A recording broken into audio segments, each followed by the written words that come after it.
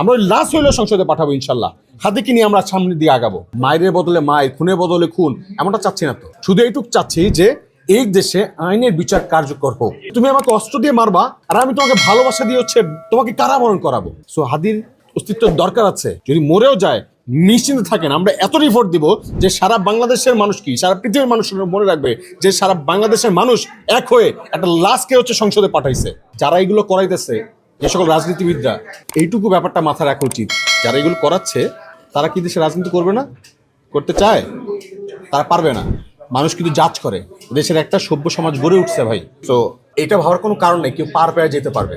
আজকে হোক, কালকে হোক, 1 বছর পরে হোক, 10 বছর পরে হোক, 50 বছর পরেও যদি হয়, আমি মরে যাব।